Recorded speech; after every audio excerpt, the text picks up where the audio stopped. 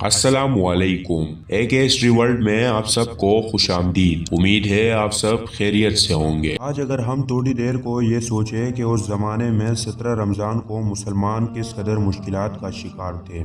دنیا میں ہر چیز مر جاتی ہے، فانی ہے، مگر خون شہادت کے ان قطروں کے لیے جو اپنے اندر حیات الحیہ کی روح رکھتے ہیں کبھی فنا نہیں۔ پھر ایسے خون شہادت کا کیا مرتبہ کہ جس میں لڑنے والوں نے صرف اللہ تعالیٰ کی رضا و خوشنودی کو اپنا مرکز عمل سمجھا۔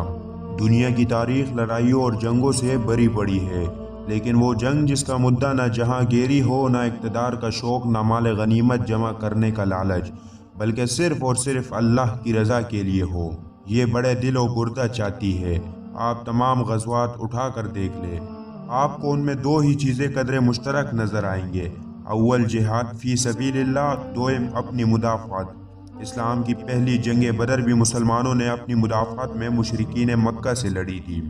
17 رمضان المبارک سن 2 ہجری جمعے کے دن کفار مکہ اور اہل ایمان کے درمیان بدر کے مقام پر معرکہ ہوا۔ یہ ایک گاؤں کا نام تھا جہاں ہر سال میلہ لگتا تھا۔ یہ مقام شام سے مدینہ جانے کے دشوار راستے سے ہو کر گزرتا تھا۔ مکہ کے تجارتی قافلے یہاں سے ہو کر گزرا کرتے تھے۔ قریش کے تجارتی قافلے سے حضرت عبداللہ کی جھڑپ ہو گئی، جس میں قریش کے ایک رئیس اعظم کا بیٹا قتل ہوا اور 2 گرفتار ہوئے۔ اس واقعے نے قریش کو مشتعل کر دیا۔ نیز انہیں اطلاع ملی کہ ان کے تجارتی قافلے پر مسلمان حملہ کرنے والے ہیں۔ ادھر جب حضرت صلی اللہ علیہ وسلم کو ان سب باتوں کا پتہ چلا تو انہیں بہت افسوس ہوا۔ انہوں نے اس کا خون بہا ادا کر دیا اور قیدیوں کو رہا کر دیا، مگر قریش جو کہ مسلمانوں کی ہجرت اور ان کی بڑھتی ہوئی تعداد سے سخت خائف تھے اور موقع کی تلاش میں تھے کہ کسی طرح ان کو شدید نقصان پہنچایا جا سکے، وہ اس سنہری موقع کو ہاتھ سے کیسے جانے دیتے۔ کفار قریش کو بدر کے مقام پر پہنچ کر معلوم ہوا کہ تجارتی قافلہ بحفاظت مکہ پہنچ چکا ہے، تو کئی سرداروں نے مشورہ دیا کہ اب لڑنا ضروری نہیں، لیکن ابو جہل نہ مانا اور فوج آگے بڑھی۔ قریش چونکہ پہلے پہنچ گئے تھے، اس لیے انہوں نے مناسب جگہوں پر قبضہ کر لیا۔ بخلاف مسلمانوں کی طرف کوئی چشمہ اور کنواں نہ تھا۔ زمین ایسی ریتیلی تھی کہ اونٹوں کے پاؤں ان میں دس جاتے تھے۔ پھر اللہ تعالیٰ نے بارش برسائی جس سے گرد جم گئی۔ مسلمانوں نے جا بجا پانی روک کر چھوٹے چھوٹے تالاب بنا لیے تاکہ وضو اور غسل کے کام آ سکے۔ اس جنگ میں مسلمانوں کی تعداد مشرکین کے مقابلے میں انتہائی قلیل تھی۔ مشرکین مکہ کی تعداد جو کہ 1000 تھی، 300 گھوڑے اور 700 اونٹ تھے، جبکہ مسلمانوں کی تعداد 370 اونٹ اور صرف 3 گھوڑوں پر مشتمل تھی، مگر ان صحابہ کرام کے دل جذبہ ایمانی کی طاقت سے مالا مال تھے۔ انہیں اپنے اللہ اور اس کے نبی پر پورا بھروسہ تھا۔ لشکر اسلام کا یہ قافلہ 6 رمضان المبارک کو بدر کے مقام پر پہنچا۔ حضرت انس سے روایت ہے کہ رسول اکرم صلی اللہ علیہ وسلم زمین پر ایک خاص جگہ ہاتھ رکھتے اور فرماتے کہ فلاں کافر کے مرنے کی جگہ ہے۔ حضرت عمر اور دیگر صحابہ کرام فرماتے ہیں دوسرے روز جنگ ختم ہوئی تو ہم نے ان نشانات کی جگہ کو دیکھا، ہر کافر اسی جگہ مرا پڑا تھا جس جگہ آپ صلی اللہ علیہ وسلم نے نشانات لگائے تھے۔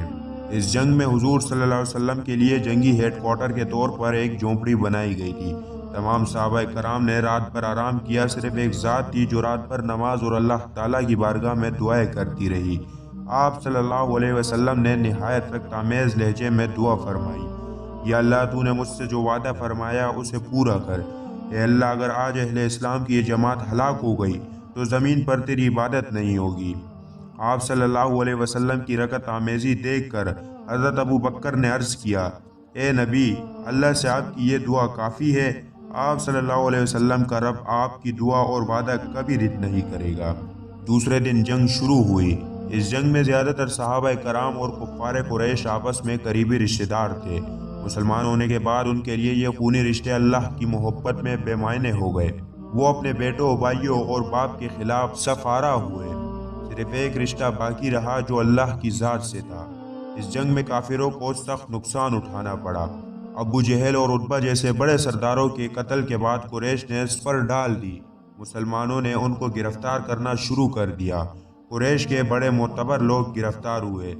حضرت صلی اللہ علیہ وسلم نے فرمایا: کوئی جا کر خبر لائے کہ ابو سفیان کا کیا حال ہے۔ حضرت عبداللہ بن مسعود نے ابو سفیان کی گردن کاٹ کر آپ صلی اللہ علیہ وسلم کے قدموں میں رکھ دی۔ اس جنگ میں مسلمانوں کے 14 صحابہ کرام نے شہادت پائی، جبکہ قریش کے بڑے سرداروں سمیت 70 لوگ مارے گئے اور اسی قدر گرفتار ہوئے۔ اس جنگ کے بعد قریش کا نشہ حرن ہو گیا۔ بدر کی فتح سے مسلمانوں کی قسمت کا پاسا پلٹ گیا۔ اب وہ محض دین اسلام کے مبلغ ہی نہ تھے بلکہ ایک سیاسی طاقت کی حیثیت بھی اختیار کر چکے تھے۔ انہوں نے ظالمانہ قوت کو مٹا کر عدل و انصاف کی سلطنت قائم کرنے کی بنیاد رکھ دی۔ اس جنگ سے مسلمانوں کے لیے کئی پہلو سے سبق اور نئی راہیں موجود ہیں۔ ایک طرف آپ صلی اللہ علیہ وسلم نے قیدیوں سے اچھا سلوک کرنے کا حکم فرمایا تو دوسری طرف آپ صلی اللہ علیہ وسلم نے فدیہ دے کر انہیں چھوڑنے کا حکم بھی دیا۔ جو نادار تھے اور پڑھے لکھے تھے ان کو فدیے کے طور پر 10 بچوں کو پڑھانے کی ذمہ داری دی۔ اس سے اندازہ ہوتا ہے آپ صلی اللہ علیہ وسلم تعلیم کو کتنی اہمیت دیتے تھے۔ اس معرکہ میں 2 صحابہ کرام جنگ کے لیے آ رہے تھے تو قریش نے ان کو اس وعدے پر جانے دیا کہ وہ مسلمانوں کے ساتھ مل کر جنگ نہیں کریں گے۔ انہوں نے یہ بات حضرت صلی اللہ علیہ وسلم کو بتائی تو آپ نے افرادی قوت کی کمی ہونے کے باوجود انہیں جنگ میں حصہ لینے سے روک دیا۔ اس سے آپ صلی اللہ علیہ وسلم کی وعدہ اور اپنی بات پر قائم رہنے کی اہمیت کا اندازہ ہوتا ہے۔ آج اگر ہم تھوڑی دیر کو یہ سوچیں کہ اس زمانے میں 17 رمضان کو مسلمان کس قدر مشکلات کا شکار تھے، نہ کھانے کو کچھ تھا، نہ پینے کو، نہ پہننے کو ڈھنگ کا کپڑا، نہ رہنے کو مکان، نہ زندگی گزارنے کے لیے تحفظ کا کوئی سامان، ہر طرف دشمن ان کی طاق میں تھے کہ کس طرح ان کو نیست و نابود کر دیا جائے۔ ان حالات میں انہوں نے محض اپنے جذبہ ایمانی کی بنیاد پر اتنی بڑی فوج سے یہ جنگ لڑی اور فتح حاصل کی۔ آخر ہم بھی تو اسی دین کے پیروکار ہیں، اسی اللہ کو ماننے والے ہیں، پھر کیوں ہم اس قدر بڑی تعداد میں ہونے کے باوجود اتنے بے بس اور ذلیل و خوار ہیں؟ اس بارے میں ہم سب کو سوچنے کی ضرورت ہے، اپنی اصلاح کی ضرورت ہے۔ یہ محض ایک تاریخی واقعہ ہی نہیں کہ جس میں مسلمانوں نے اپنے خون بہا کر فتح حاصل کی، بلکہ ہم سب کے لیے ایک پیغام بھی ہے۔ اللہ تعالیٰ سے دعا ہے کہ اللہ تعالیٰ ہمیں اپنے دین کی حفاظت کرنے کی توفیق دے، آمین۔